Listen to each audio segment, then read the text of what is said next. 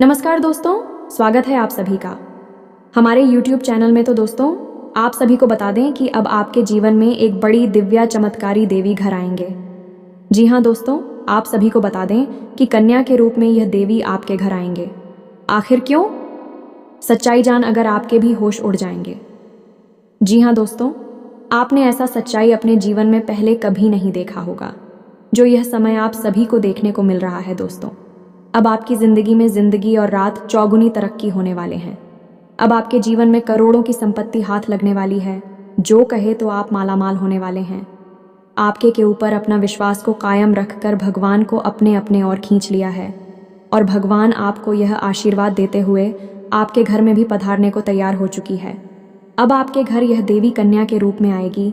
और ये क्यों आएगी, इसके बारे में हम इस वीडियो में जानकारी दिए हैं, तो इसे ज़रूर देखिएगा।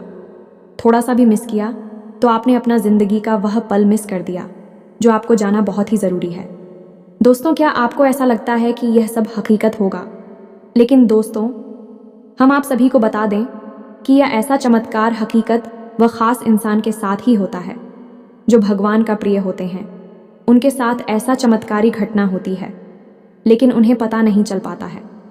उनका संकेत मिलते हैं, उनके घर में बहुत ही वृद्धि होना शुरू हो जाता है। लेकिन हम आप सभी को बता दें कि आप सभी को आखिर पता कैसे लगेगा कि आपके घर में कन्या के रूप में देवी आएंगे।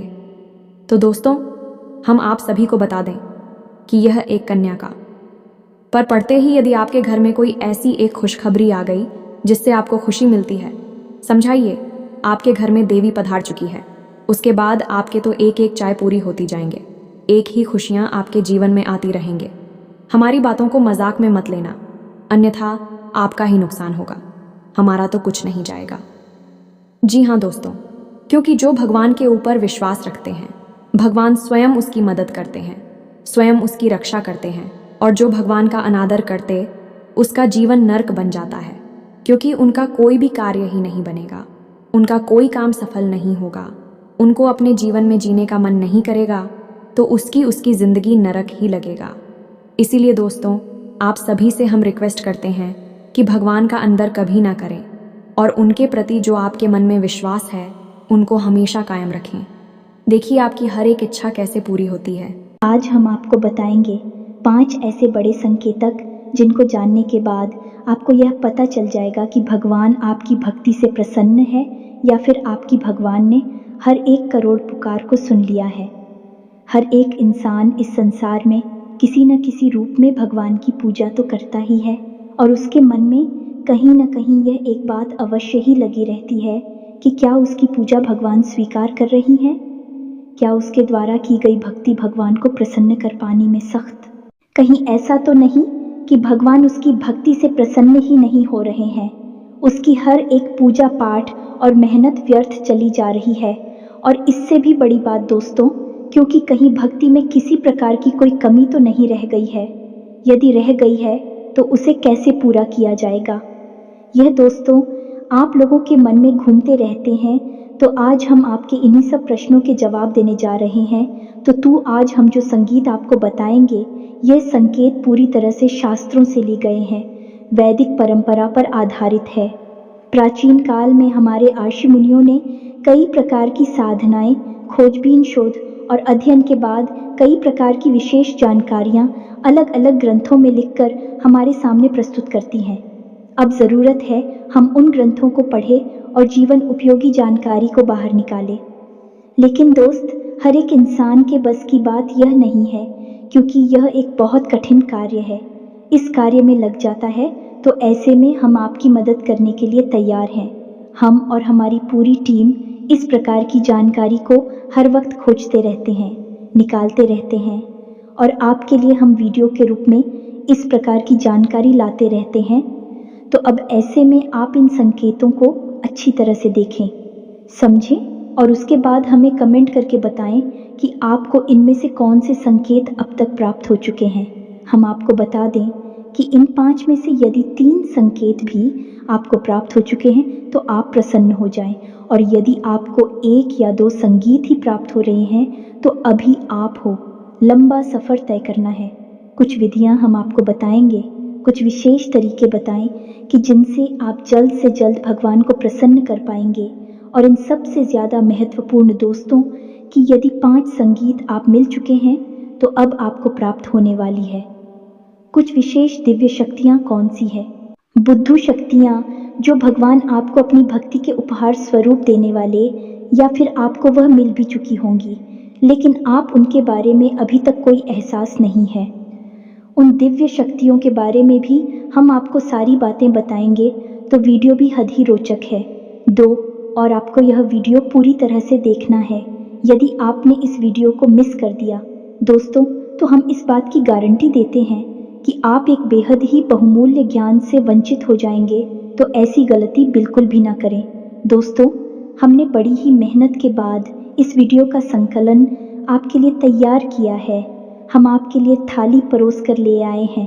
अब ज़रूरत है आपको भोजन ग्रहण करने की, यानी कि ज्ञान रूपी भोजन को अपने मन मस्तिष्क में ग्रहण कर लेने की। जी हाँ दोस्तों, यदि आप भोजन को ग्रहण कर लेंगे तो हम मान लेंगे कि हमारी मेहनत सफल हो चुकी है, हमारा प्रयास सफल हो चुका है।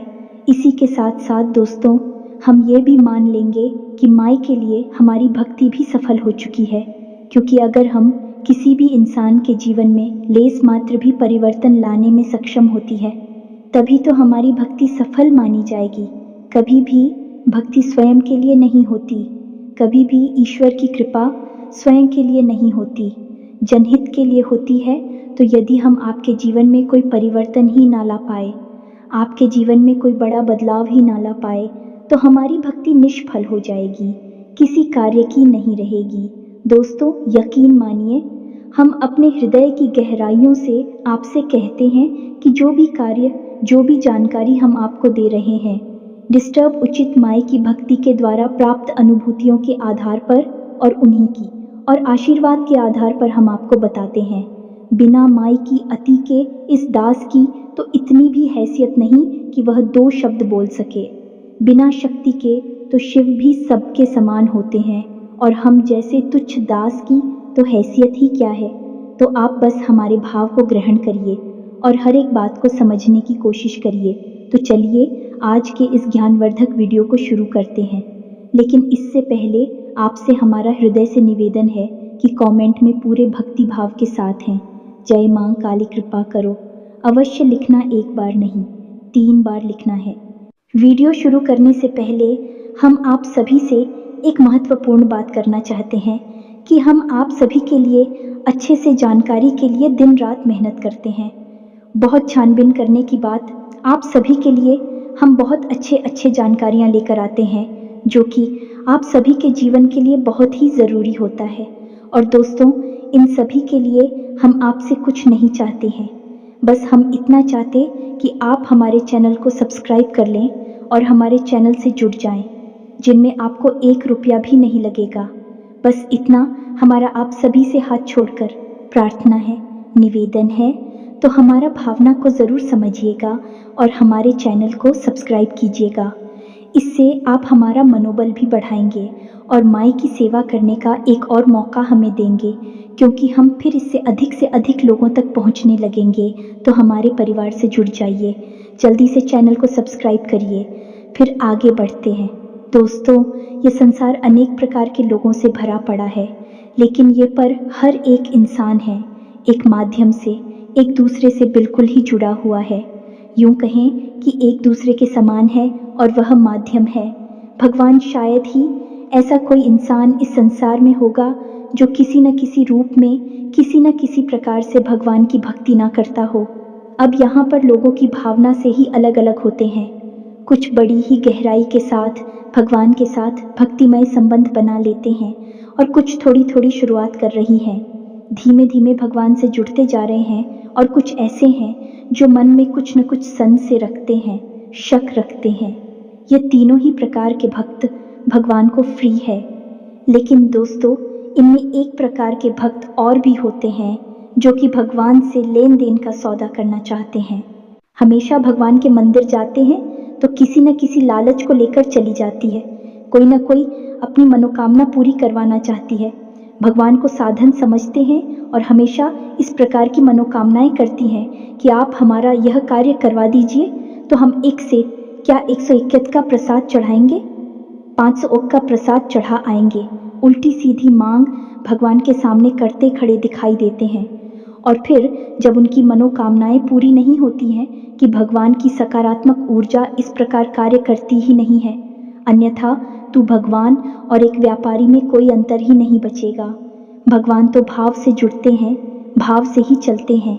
जब ऐसे में उनकी कोई मनोकामना पूरी नहीं हुई तो फिर भी भगवान को अनाप शनाप बातें कहने लगते हैं, अधर्मी हो जाते हैं, अपने धर्म को ही अनाप शनाप अनर्गल बातें कहकर बदनाम करते हैं। ऐसे लोगों को ही राक्षस कहा गया है। दोस्तों, ऐसे राक्षस समाज में जब तक देखने को अवश्य ही मिल जाते हैं। यदि आपके आसपास भी कोई ऐसा झूठ और राक्षस रहता है तो आप उसे अपनी दूरी बना लीजिए।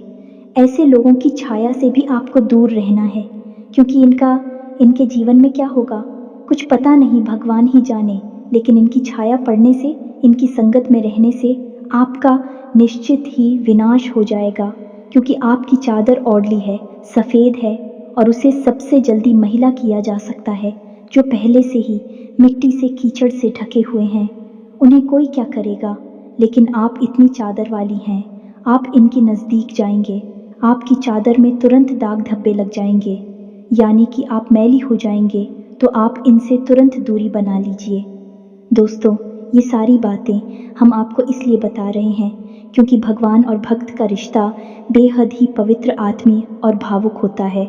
तो अब यहाँ पर एक प्रश्न आपके मन में अवश्य उठा होगा दोस्तों कि भगवान से अपनी मनोकामनाएं पूरी कैसे करवाएं, क्योंकि इंसान की कहीं ना कहीं इच्छा तो होती ही है, क्योंकि वह मंदिर जाकर भगवान की पूजा करके पूरी करवाना चाहता है। अब हम आपको बताएंगे कि सकारात्मक रूप से, भावनात्मक रूप से भगवान को प्रसन्न करने के बाद अपनी मनोकामना कैसे पूरी करवाई जाती है, इसका शास्त्रीय विधान क्या है। लेकिन इस विषय को उठाने से पहले हम आपको मूल विषय की ओर ले चलते हैं कि कौन से 5 बड़े संकेत हैं जो आपको बताएंगे कि आपकी भक्ति सफल है, भगवान ने आपकी प्रार्थना सुन ली है। जब आपको भगवान की कृपा प्राप्त हो जाएगी तो आपको फिर किसी से डरने की आवश्यकता नहीं है। ये दोस्तों, ग्रह नक्षत्र टोना, टोटका, उपाय, काली क्रिया, वशीकरण, उच्चाटन, किसी भी प्रकार की विधि से आपको डरने की आवश्यकता नहीं है, बशर्ते कि शुद्ध भगवान की सकारात्मक ऊर्जा आपको प्राप्त हो चुकी हो।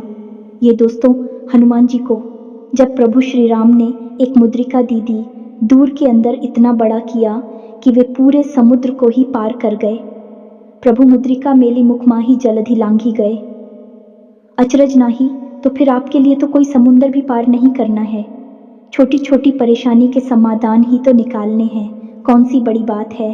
तो अब ध्यान से सुनिए जो हम आपको बताने जा रहे हैं।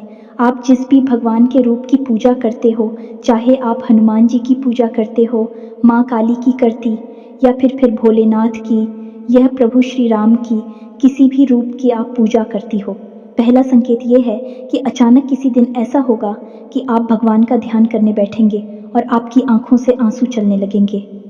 जी हाँ दोस्तों, है आपके रोंगटे से खड़े होने लगेंगे, आपकी आंखों से आंसुओं की धाराएं बहने लगेंगे। अनायास ही ऐसा होगा कि आपके अंदर एक अजीब सी सनसनी का भाव उत्पन्न होने लगेगा। आपको ऐसा लगेगा जैसे कि आसपास का माहौल अचानक से परिवर्तित होने लगा है। हालांकि दोस्तों, ये कभी कभार ही होगा और अचानक से ही होगा, और कुछ समय तक चलने के बाद ये भाव समाप्त भी हो जाएगा। ये दोस्तों, ये एक ऐसा भाव है जो आपके अंदर उत्पन्न नहीं तब होता है जब आपकी आत्मिक ऊर्जा उस परमात्मा से, यानी कि परम ब्रह्म से जुड़ जाती है, और जब उसे सच्चाई का एहसास होता है कि वह ऊर्जा का एक भाग है तो वह उत्तेजित हो जाता है। जी हाँ दोस्तों, इसी वजह से आप इस स्थूल शरीर में कुछ इसके संकेत दिखाई देते हैं। आपके रोंगटे खड़े होने लगेंगे, एक सनसनी का एहसास आपको होने लगेगा, आसपास की आवाज़ आपको सुनाई देनी बंद हो जाएंगी। हो सकता है कि आपके कानों में कुछ अजीब सी आवाज़ें गूंजने लगे और आपकी आंखों से आंसुओं की धारा बहने लगी। कि दोस्तों, अब आप हमें कमेंट करके बताना कि आपको यह संकेत कभी महसूस हुआ है या नहीं। लेकिन दोस्तों, बात यही है कि यह आपको महसूस तब होगा जब आप बहुत गहराई से भगवान से जुड़ जाएंगे। जी हाँ दोस्तों, भक्ति की सीमाएं जब आप लग जाएंगे। अब सुनिए, दूसरा संकेत है, यह भी बहुत ही गहरा और प्रबल संकेत है। ध्यान से सुनना दोस्तों। मान लीजिए कि आप पूजा करने बैठे और आप माला फेरते हैं या फिर चालीसा पाठ करते हैं या फिर कोई स्थिति या गायन करते हैं और अचानक से आपकी आंखें हो जाती हैं। जी हाँ दोस्तों, और आंखें बंद होने के बाद आप सुध बुध भूल जाते हैं। माला है तो हाथ से छूट जाती है, किताब को ही ले रखी है तो वह भी हाथ से छूट जाती है और आप कुछ ही सेकंड के लिए, मिनट के लिए एक ऐसी अजीब स्थिति में पहुंच जाते हैं कि आपको कोई एहसास ही नहीं होता। फिर अचानक से आप एक झटके से पूछकर खड़े होते हैं और देखते हैं कि आपके हाथ से तो माला छूट चुकी है, किताब ही गिर गई है और आप जो जॉब कर रही थी वह भी आप भूल चुके हैं कि आपने कितना जाप कर लिया, किया भी है कि नहीं किया, कहीं आप तो नहीं गए। यानी कि एक अजीब सी स्थिति में आपने डुबकी लगाई और फिर अचानक से आप बाहर आ गए। अब यह क्या है दोस्तों, इसे आप समझ ही हमारा आध्यात्मिक, हमारे वेद क्या कहते हैं इस विषय में। जी हाँ दोस्तों, तो ध्यान से सुनिए। वैदिक परंपरा में इसी तरह कहा जाता है, निद्रा और तंद्रा लगभग समान ही होती है, लेकिन निद्रा में इंसान अपने शरीर की शुद्धिकरण के लिए जाता है और निश्चित समय के लिए लेकिन तंत्र एक समाधि की अवस्था जैसी होती है जिसमें कि इंसान उस परम ऊर्जा में डूब जाता है। दोस्तों, एक बात याद रखिए कि हमारे वेदों में, हमारे पुराणों में हर जगह स्पष्ट तौर पर यह लिखा है कि यह संसार है, एक माया मात्र है। इस संसार का असल स्वरूप वह नहीं है जो हमें दिखाई देता है, जो हमें प्रतीत होता है। ये सब तो हमारी इंद्रियों के द्वारा प्राप्त की गई जानकारी है जो हमें तरह तरह की सूचनाएं उपलब्ध कराती हैं और माया की रंग बिरंगे खेल हमें दिखाती हैं। लेकिन यह संसार असल में एक परम ऊर्जा में लबालब डूबा हुआ है, पूरी तरह से सराबोर है और वह परम ऊर्जा है। ईश्वर की यानी ब्रह्म की हो जाए तो आप कुछ समय के लिए उस पर हम ऊर्जा में डूब जाएंगे और इस माया से मुक्त हो जाएंगे और वही स्थिति होती है तंद्रा की स्थिति। आप हमें बताना कमेंट करके दोस्तों कि क्या आप कभी पूजा पाठ करते समय, भक्ति में लीन होते समय तंद्रा का एहसास हुआ है।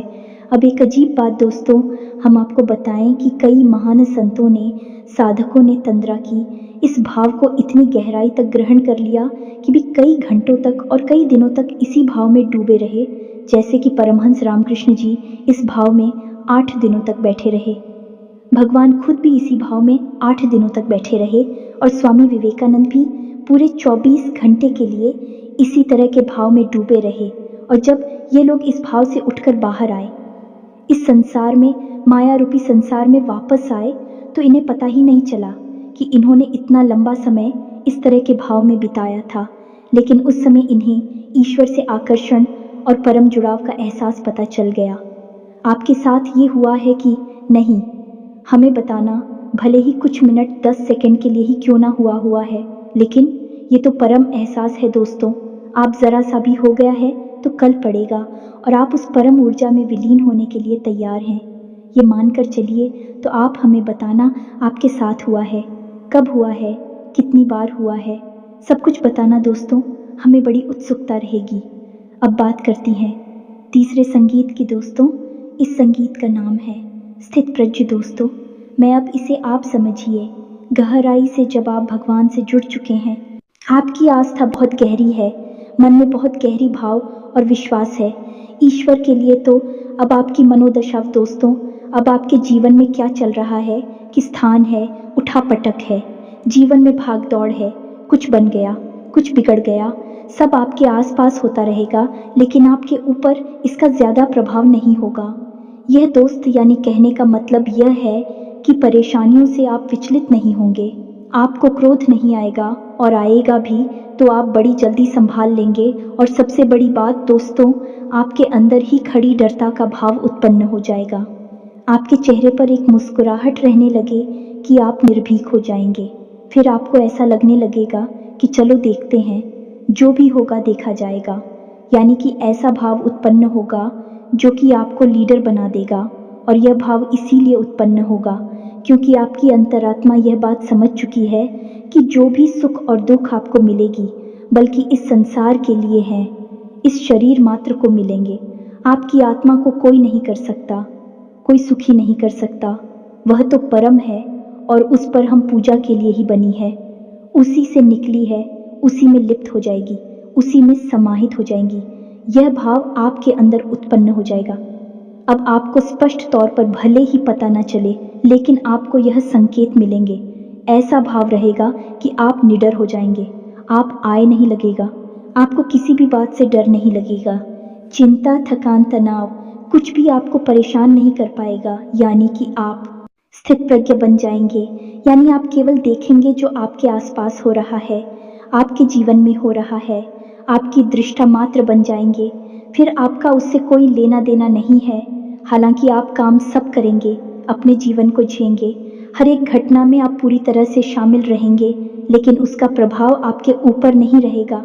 इसी स्थिति को कहते हैं स्थित प्रज्ञ हो जाना, या यूं कहें कि दृष्टा का भाव उत्पन्न हो जाना।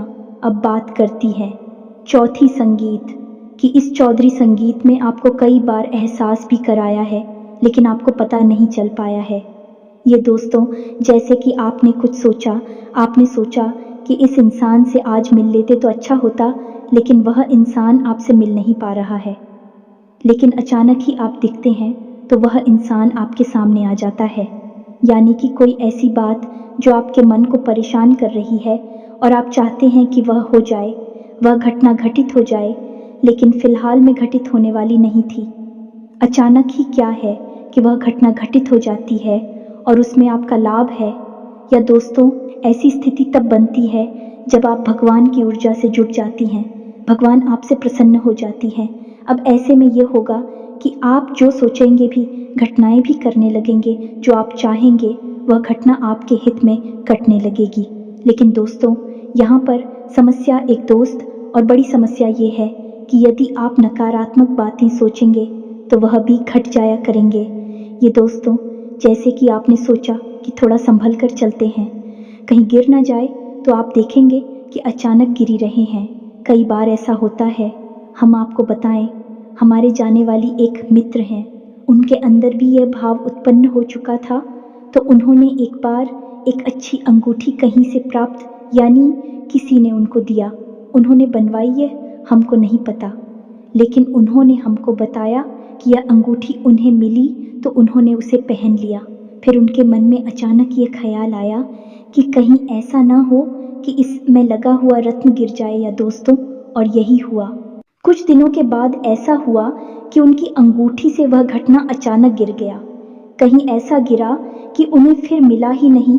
तो यह आपके साथ भी होगा। यदि हो रहा है तो आप हमें कमेंट करके बताना। यह स्थिति थोड़ी सी नकारात्मक भी है, आपके विपक्ष में भी कार्य कर सकती है, क्योंकि अब ऐसे में आपको बड़े ही संभल कर रहना होगा। हर एक बात को सकारात्मक तरीके से सोचना होगा। सकारात्मक बातें ही बोल रही होंगी, क्योंकि आपके द्वारा बोली गई बातें, सोची गई बात सच होने लगेगी। अब हर बार चाहे भले ही ऐसा ना हो, लेकिन 10 में से 5 बातें ऐसी होगी जो सत्य साबित हो जाएगी। ये दोस्तों, तो यदि आपके साथ ऐसा हो रहा है तो आप हमें कमेंट करके बताना और थोड़ा संभल कर रहना। ऐसे में बस आपको चाहिए कि आप ज़्यादा से ज़्यादा सकारात्मक रहे।